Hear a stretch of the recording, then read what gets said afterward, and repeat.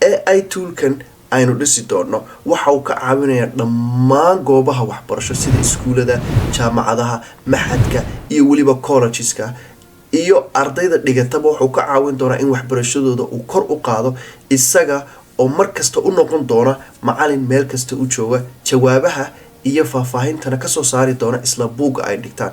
waxaanu isla eegi doonaa sida ay macallimiintu uga faa'iideysan doonaan iyo sida waliba ardayduna ay u dhisan karaan haddii uusan iskuul u samaynin ugana faa'iideysan karaan labadoodubana ay uga wada faa'iideysan karaan. aynu isla dhisno AI assistantkan kadibna ka faa'iideysta oo waxbarashadiina kor u qaada. aynu isla eegno waxaanu tegi doonaa waxaanu ku samayn doonaa ChatGPT qaybta GPTs-ka ama waxaanu ku samayn doonaa Google Gemini qaybtiisa Gmail-ka. si aad ChatGPT ugu samayso waxaad u baahan tahay inuu ku haado ka subscription-ka ah, laakiin si aad Google Gemini uga samayso isagu waa bilaash oo wax dhan oo subscription uma baahno. marka qaabkan see loo sameynaya macallimiintu haddii ay ChatGPT qaybta GPTs-ka tahay waxay u baahan yihiin in ay sameeyaan sida tusaale ahaan haddii uu high school yahay ama form 4 uu yahay waxay odhanayaan form 4 physics iskuulka magaciisa raacinayaan linki bay siinayaan ama se public bay ka dhigayaan oo qof walba uu access u heli karo ama linki bay bixinayaan oo ardaydooda kaliya uu access u heli karo kaas oo su'aal walba oo physics-ka ku saabsan ay weydiiyaan form 4ku uga jawaabi doono uguna soo bixi doono faahfaahinta buuggooda ku qoran meel kale ka keeni maayo. saas ayaynu sameynayna. marka waa isku mid qaabka loo sameynaya Google Gemini qaybtiisa Gmail-ka iyo waliba ChatGPT. waxaanu ku samayn doonaa hadda ChatGPT waxaynu iman doonaa qaybta GPTs-ka waxaanu leenahay explore markaynu tagno waxaanu odhanaa create markaynu dhiraano waxa noo soo baxay daaqad sidana waxaynu siinanaa xogta iyo promptiga iyo waxaynu uga baahanay. tusaale ahaan iskuul baynu hadda magaciisa iska sheegaynaa ama goob waxbarasho oo jaamacadeed. waxaanu leenahay AI secondary school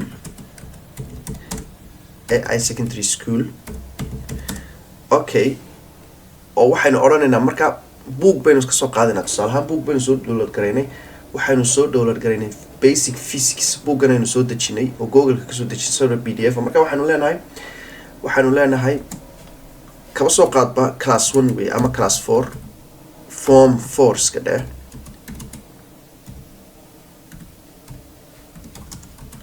form 4 physics. marka waxa iman doona oo wax weydiin doona qaybtan ardayda form 4ka. marka waxay dhisayaan dhowr mid oo kala duwan.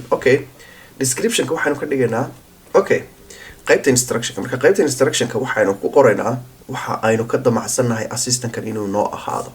waxaynu sameynaynaa waxaynu ku tababaraynaa qaabkaynu wax u rabno iyo su'aalaha meesha kaliya uu ka keenayo. marka promptigan ayaynu ku qoraynaa already promptigan ayaynu sii diyaarsanay aynu soo qaadno. waxaynu ku qornay promptigan waxaynu ku qornay waxa tahay academic book assistant oo loo qaabeynay in ardayda uu ka caawiyo macallimiinta in ay hal buug gooniya ama file gooniya ay dhigtaan.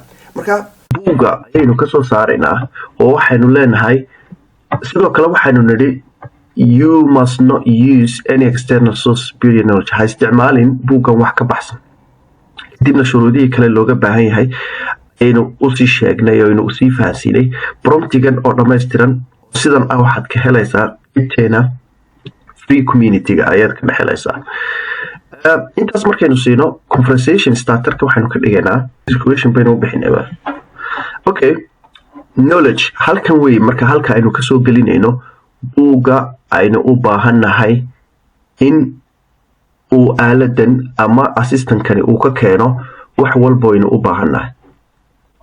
upload file baynu leenahay physics. marka buuggii baynu soo gelinay uu ka keenayay waa kan buugga waxaa la basic physics for waad ka soo qaatay. so marka dibna buuggaynu furaynaa waxaynu ka dhex raadinaynaa su'aal aynu weydiin karna. marka su'aal aynu weydiin karna aynu ka eeganaa waa inuu marka uga jawaabaa qaabka buugga ku qoran. waxaan weydiinaa tusaale ahaan what is system of measurement كأنه ساشين الويدر مركا وينو كهلا جواب تالك كقرن هذا ذي مركا إنه دمستر نوينو كهلا جواب تالك كقرن أوكي بوجي ولي وصوت دقيقة أوكي بوجي مركا ونور دمستر ما وحنو لنا هاي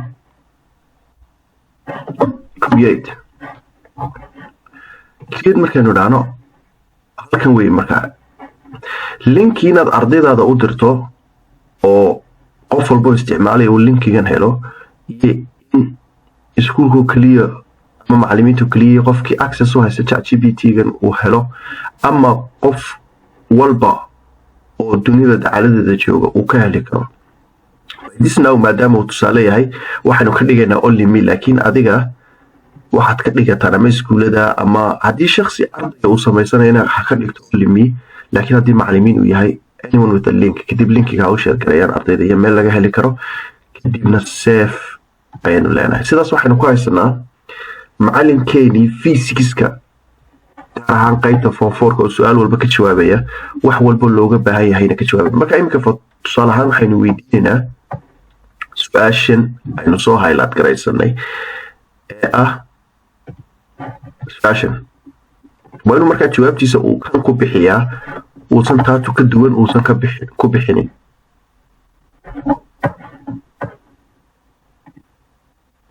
okay view GPT baynu leenahay.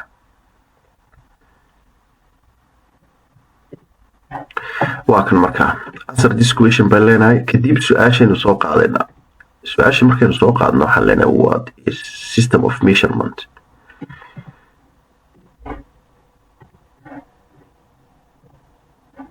okay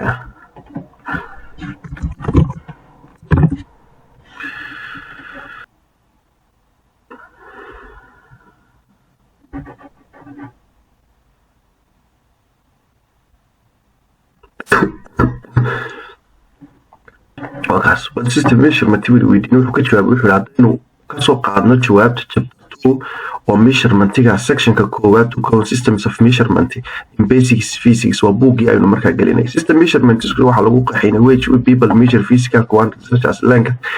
marka explain fiican buu ka bixinaya laakiin uu kasoo saarayo isla buugga. marka buuggu marka jawaabta wuxuu ka saaray buuggu wuxuu qeexayaa wuu as civilization developed humans needed standard and accurate ways to measure things like distance, weight and time. isla jawaabtaasi waa taagan ku jirta oo as civilians developed and life before more complex with the main plants, crops and trading goods. jawaabta wuxuu ka saarayaa isla marka ma wuxuu kuu sheegaya inuu chapter 2 ku jira measurementii ku jira jawaabtii oo saxan oo dhammaystiranna uu kuu sheegay. qaabkaas ay ardaydu uga faa'iideysan karaan macallimiinta waxa ay dhigaan oo buugga ku jiro oo keliyana ay u heli karaan.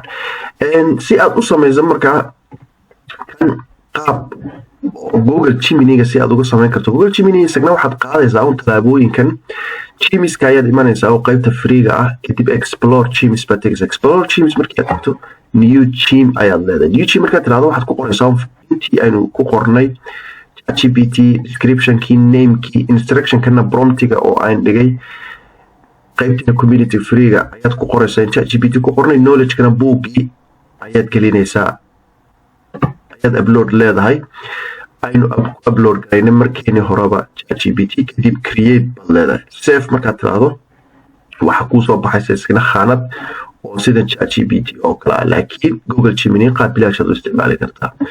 ChatGPT saad u samaysan waxaad u baahan tahay inuu qaybta subscription-ka ku yara ahaado. qaabkaas ayaad uga faa'iideysan kartaa. wabillahi tawfiiq.